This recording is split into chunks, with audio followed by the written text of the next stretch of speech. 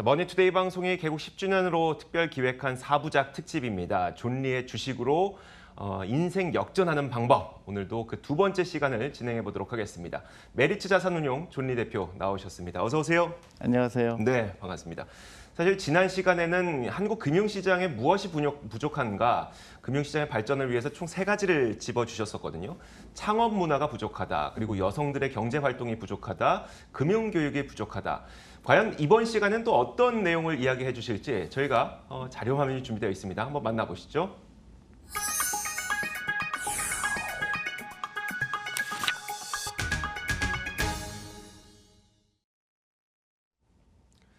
자, 바로 이겁니다. 노후를 위한 주식이라고 오늘의 주제를 잡아오셨네요. 네, 그렇습니다. 네. 어떻게 노후가 준비가 잘 안 돼 있다고 생각하시나 봐요. 굉장히 안 돼 있죠. 네네. 그러니까 안타까울 정도로 안 돼 있습니다. 전 OECD 중에서 거의 꼴찌라고 생각할 수 있고요. 노인층의 빈곤율이 세계 최고입니다. 그래서 부자가 되려고 해야 되고요. 노후 준비를 일찍부터 시작해야 되는 거고. 근데 한국은 지금 너무 안 돼 있어요. 네. 근데 제가 주식 얘기를 하는 이유는 주식을 통하지 않고 노후 준비를 하는 방법은 저는 불가능하다고 봅니다. 그러니까 물론 이제 집이 원래 부자거나 아니면 부모님이 부자거나 하지 않는 경우라 친다 그러면 주식을 통하지 않고 그 노후 준비하는 건 불가능하거든요. 네. 그럼 그걸 어떻게 해야 되느냐? 저는 100% 믿습니다. 누구나 노후 준비할 수 있다. 근데 라이프 스타일을 바꿔야 되고 주식에 대한 공부를 해야 된다고 네네. 생각합니다.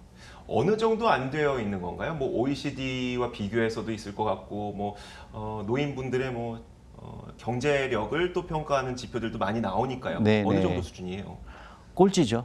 아, 한국이 꼴찌입니다. 노인 빈곤층이 65세 이상의 빈곤층이 50%가 넘는 나라는 네네. 한국밖에 없어요. 그러니까 너무 비참한 노후 생활을 보낼 가능성이 큽니다. 네네. 그래서 일찍 시작하고 현명하게 시작해야 되는 거죠. 네. 그래서 내 육체만 가지고 일하는 거는 불가능하다고 깨닫고 내가 잘못된 라이프 스타일이 있다 그러면 지금부터 고쳐야 되는 겁니다. 그래서 노후 준비 안 되는 이유 중에 여러 가지가 있겠지만 한국에 크게 뭐 사교육비라든가 뭐 네네. 주식에 대한 이해 부족이라든가 그다음에 외제차를 몰고 다닌다든가 그런 그런 라이프 스타일이죠. 네네. 그래서 오늘 그런 얘기를 좀 해보려고 합니다. 알겠습니다. 사실 그 현황을 조금 더 짚어보고 싶은데 우리나라 사람들과 그리고 뭐 다른 선진국들도 있을 거잖아요. 그런 분들은 또 노후에 어떤 돈들을 이용해서 삶을 살아가는지 그 내용도 좀 준비를 해주셨더라고요. 네, 미국 같은 케이스는 저도 마찬가지로 네네. 포함이 됐었는데요. 첫 직장을 잡으면 무조건 월급의 10%를 주식 등의 펀드에 투자를 거의 강제로 합니다. 그래서 60세까지 못 찾게 합니다. 네. 그 이유가 있거든요. 왜냐하면 개인들은 막 차도 사고 싶고 네네. 쓰고 싶은 거 하다 보니까 돈이 없게 되고 돈을 모으지 못하게 투자를 못하게 되니까 60세가 됐을 때 당장 그때 큰일 났구나 내가 왜 준비를 안 했지? 그런 후회를 하게 50대 때부터 걱정이 되기 시작하죠. 그렇죠. 네. 근데 어떤 경우는 이제 은퇴할 때까지 그 생각을 못 하고 하거든요. 네네. 그래서 그런 준비를 미리 해야 된다. 그 중에서 가장 핵심이 주식에 대해서 이해가 중요하다 그런 얘기를 말씀드립니다. 지금 나오는 자료 화면이 굉장히 의미가 있어 보이는 게 우리나라의 노후 수입원 가운데 30%가 자녀의 도움이라고 하니까 그렇죠. 이게 또 자녀분들이 돈을 잘 벌면 모르겠으나 또 그게 또 안 될 경우에는 그렇죠. 그리고 옛날에는 이제 자녀들이 많았잖아요. 네네. 근데 지금 한두 한두 명이니까 명밖에 없으니까. 효자가 나올 확률이 없습니다. 알겠습니다. 그럼 우리나라 분들은 노후 준비를 안 하는 걸까요? 못 하는 걸까요? 사실 사회 구조적이나 뭐 이런 말씀하시는 분들은 못 한다고 얘기를 많이 하시긴 하거든요. 뭐 그럴 수도 있겠지만은 저는 반대 생각입니다. 누구나 할 수 있다. 네네. 근데 아까도 얘기했지만 라이프 스타일을 바꿔야 된다. 예를 들어서 이런 겁니다. 제가 너무나 이해가 안 가는 게 네네. 사람이 주식이나 그 펀드에 투자하면은 막 20% 단기적이긴 하지만 20% 빠지면 막 큰일 난 것처럼 막 난리를 피잖아요. 네, 네. 근데 사기업비는 100% 떨어진 거거든요. 그렇죠. 네. 100% 없어진 거예요. 사라진 거죠. 근데 사람들은 거기에 대한 인식이 부족하죠. 그래서 저는 그런 게 너무 이해가 안 가고요. 그 자동차 운영하려면 한 달에 80만 원 들어가거든요. 네, 네. 근데도 평범한 월급쟁이가 다 자동차를 갖고 있는 게 저는 굉장히 이해하기 힘들었어요. 한국에 와서. 네. 그래서 저 돈을 쓰고 노후 준비 주식을 사는 게 100배는 안 돼. 그리고 단기간에 빠지더라도 30년, 40년 기다리면 다 크게 올라가게 돼 있거든요. 네, 네. 그러니까 여유 있게 하고 소비를 투자로 바꾸고 그러면 다 할 수 있게 결국은 라이프 스타일의 문제라고 생각합니다. 라이프 스타일이 노후 준비 안 되는 라이프 스타일로 대부분 살고 있어요. 그래서 제가 오늘 얘기하는 게 누구나 100% 노후 준비 가능하다. 네, 네. 근데 라이프 스타일을 바꿔라. 생활 습관을 바뀌라. 노후 준비하는 방법으로 바꾸라 그런 얘기입니다. 존리 대표께서도 차를 그럼 안 타시나요? 예, 저는 그러니까 제가 서울에 살기 때문에 차가 필요 없더라고요. 네, 네. 그러니까 서울뿐만 아니라 대한민국에서 차 없이 갈 수 없는 데가 별로 없어요. 그렇죠. 네, 되게 이제 버스가나 지하철 다 갑니다. 네. 근데 왜 그런 게 좀 이해가 안 갔어요. 그래서 그것도 라이프 스타일의 일종입니다. 한편 이해가 되는 게 그 자동차의 경우에는 저희가 딱 사 구매를 해서 한 번 타면 반토막으로 절반이 가격이 떨어지잖아요. 그렇죠. 말하자면 50%의 손실인데 주식은 50% 손실하면 사람들이 가만 안 있죠. 가만히 있죠. 하지만 자동차는 그러니까 50%대. 그게 이제 주식에 대한 인식의 부족이죠. 그러니까 싸게 됐을 때 더 살 수 있는 그런 현명함이 필요한 거고, 네네. 그 다음에 아까 얘기했죠. 자동차는 50%지만요. 사교육비는 100%입니다. 그러네요. 알겠습니다. 그 노후 준비가 안 되는 이유로 두 가지를 말씀해 주셨는데 나머지 두 가지도 있습니다. 보험에 대한 비중이 너무 높다라는 것도 있었고. 그러니까 보험은 꼭 필요한 것만 네네. 있으면 되거든요. 자동차 보험 당연히 해야 네네. 되겠고, 생명보험이 있고, 그다음에 건강보험 몇 개 있으면 되는데 저축성 보험들이 너무 많아요. 그래서 한 사람들이 어떤 경우 막 7개, 8개를 보험을 들고 있는데 네네. 정말로 그 보험에 대해서 이해가 갖고 있는가, 이해를 하고 한 건가, 제가 네. 볼 땐 그렇지 않은 것 같아요. 그게 네. 너무 그거를 되게 볼 땐 어느 정도는 주식으로 바꿔야 된다고 생각합니다. 일단 미국에 계셨으니까 미국에서는 어떻게 노후 준비를 하는지는 아마 좀 빠삭하게 알고 그러니까 아까 네. 말씀드렸듯이 미국도 금융 문맹률이 약 50%에 가거든요. 네. 그래서 주식을 잘 이해 못합니다. 그래서 회사에 들어가게 되면 제일 먼저 회사가 강제로 해요. 10% 어디에 투자할 거냐, 네네. 어느 펀드에 투자할 거냐.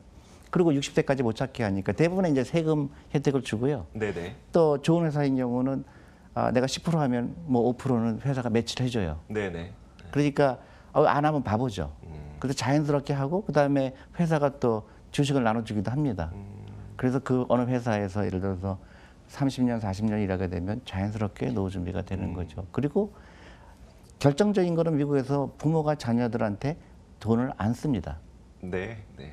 왜냐면 사교육비 같은 것들. 그렇죠. 사교육비도 안 쓰고 그다음에 18살 되면 이제 네가 네 삶을 설계해라 하죠. 특히 유태인 같은 경우는 네. 14살 되면은 친척들이 돈을 갖다 줘요.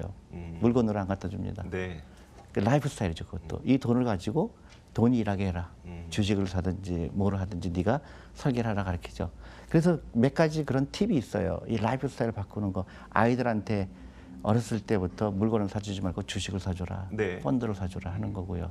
그다음에 나도 부모로서 내가 결국은 사람은 늙게 돼 있고 네네. 노동력이 약화될 수밖에 없다는 사실을 인식하고 월급의 일정 부분을 주식에 투자하는 거죠. 그리고 오랫동안 투자하는 거예요. 네. 특히 요새 막 주식이 뭐 올라갔다 내렸다 하잖아요. 이런 거에 그렇게 큰 영향을 받을 필요 없습니다. 왜냐하면 내가 주식을 투자하는 이유는 노후 준비예요. 그러니까 20년도 기다릴 수 있고 30년 기다릴 수 있습니다. 그게 이제 제가 얘기하는 주식으로 노후 준비할 수 있다. 근데 반드시 해야 된다. 사실 우리나라에서도 그 많은 분들이 퇴직연금을 자영업을 감히 시도하다가 또 쉽게 잃어버리시는 경우도 많아서 퇴직연금 IRP라는 이런 제도 등을 통해서 많은 분들이 좀 돈을 어떤 자산으로 보관하도록 열심히 국가에서 노력을 해주고 있긴 하거든요. 이런 제도와 그리고 미국에서 진행하고 있는 401k라고 하는 제도는 뭐 네. 비슷한 제도인데요. 근데 한국에서 이런 IRP나 이런데 그 자산 부분을 보면 주식이 없어요, 거의. 거의 없죠. 대부분 뭐 연금이나 예금 그런 잘못된 그러니까 돈이 일하게 하는데 가장 효과적인 게 주식이고요. 근데 주식이 이제 사람들이 꺼리는 이유는 단기적으로 올라갔다 내려갔다 하는 게 너무 스트레스를 받는 거예요. 맞아요. 네. 근데 보험은 매일매일 올라갔다 내려가지 않잖아요. 네.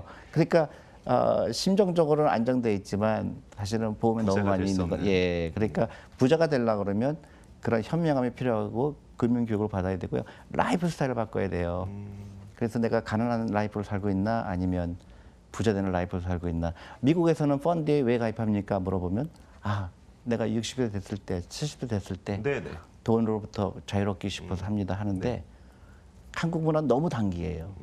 그래서 막 그냥 시장하고 싸우려고 합니다.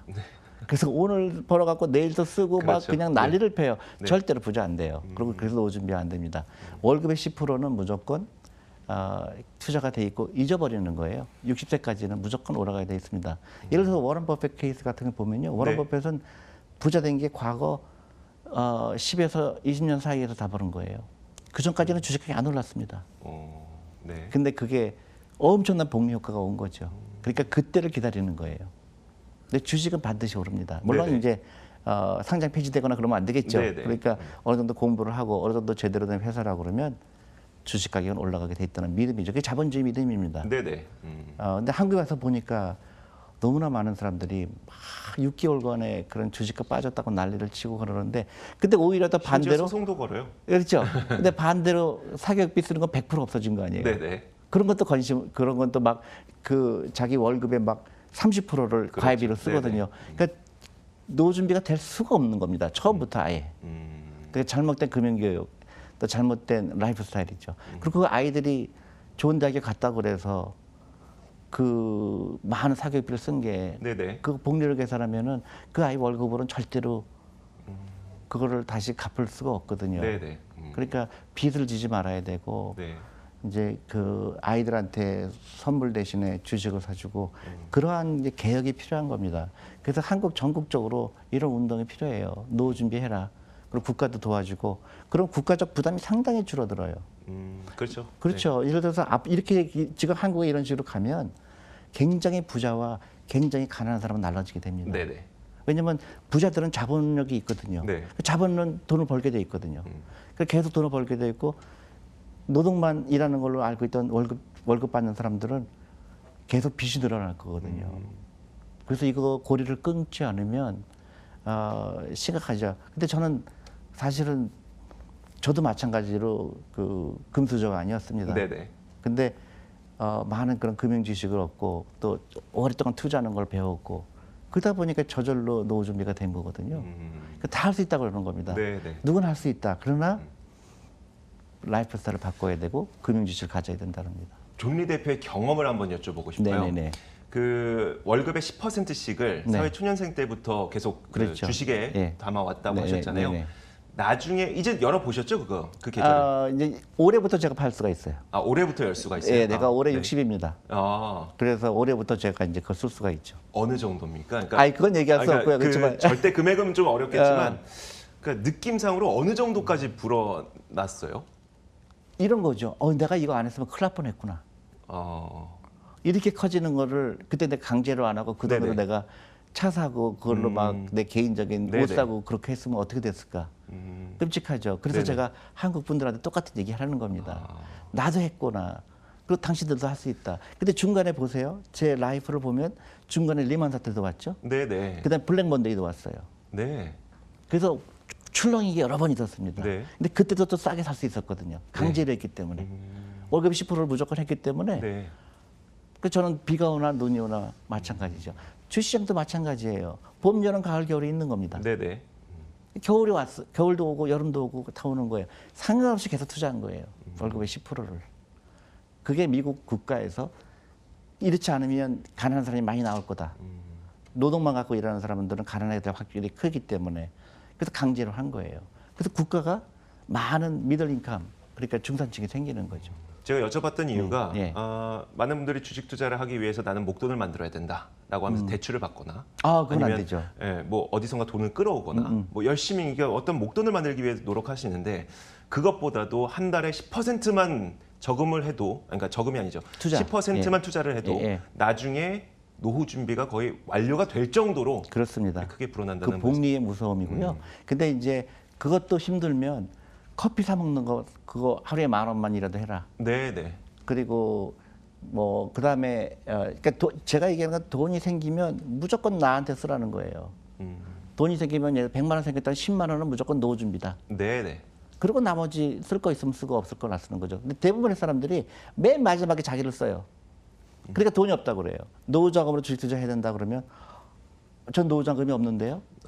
네. 그러면 지금 옷은 누구 걸로 입었고 신발은 누구 거로 샀습니까? 네네. 아, 그 월급으로 받아서 샀죠. 네. 그럼 당신한테 왜 안 했습니까?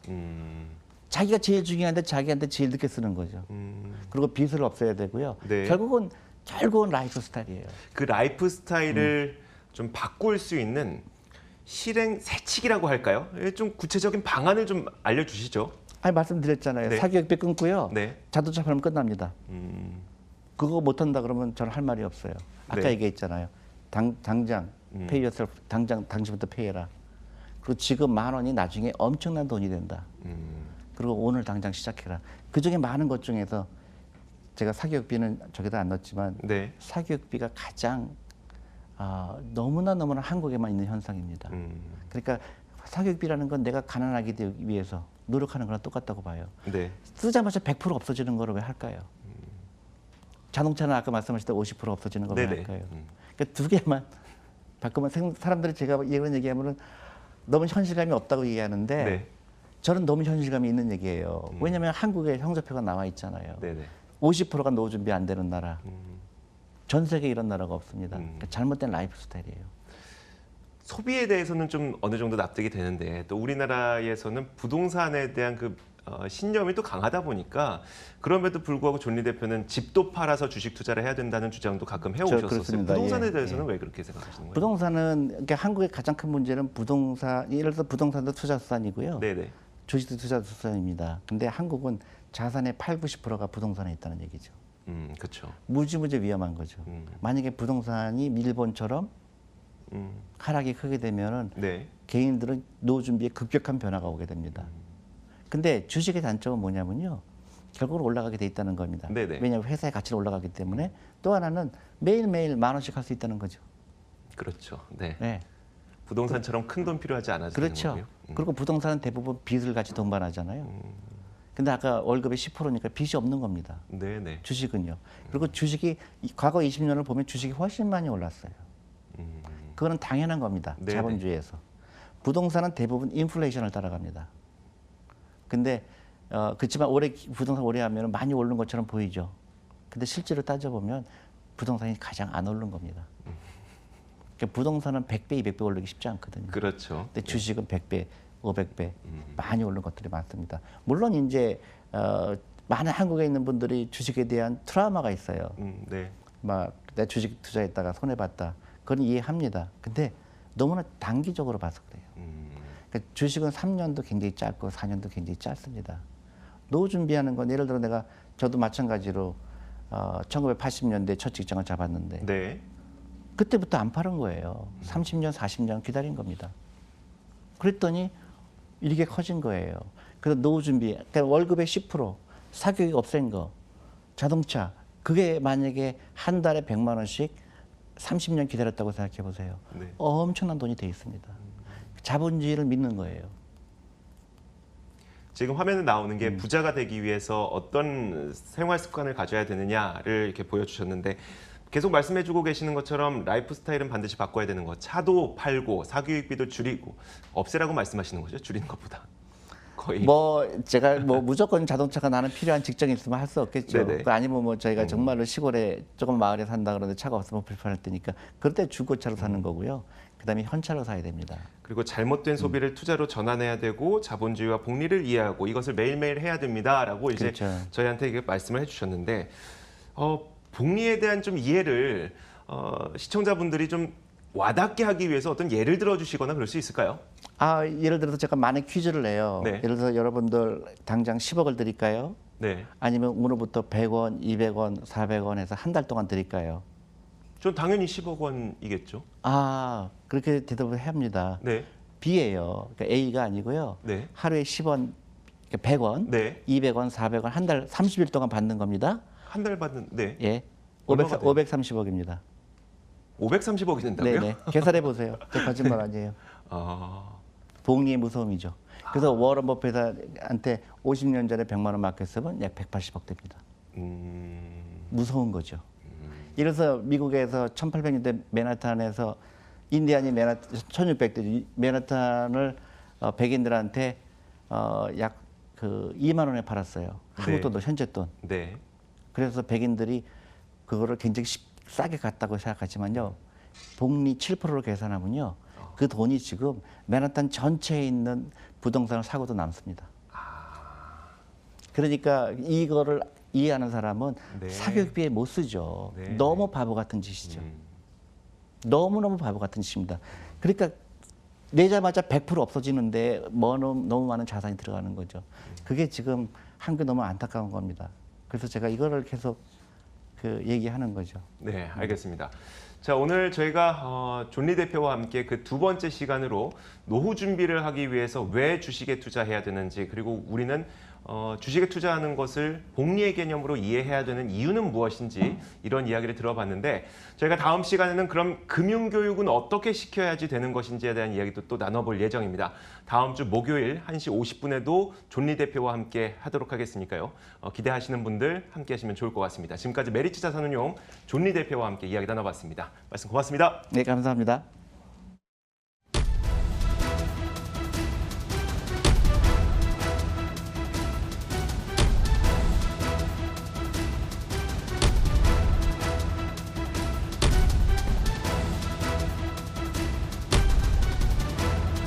장기전으로 치닫는 미중 무역 갈등, 또다시 고개를 드는 신흥국 위기론, 평화의 길에 오른 한반도 경제 협력의 새 시대가 열린다. 혼란과 희망이 공존하는 국내외 금융시장, 불확실성을 이겨낼 돌파구는 어디인가? 머니투데이 방송 개국 10주년 특별대담, 더 인터뷰 10. 경제 증시 각 분야 주요 인사와 함께 급변하는 시장 환경 속 실패하지 않는 투자 전략을 제시합니다.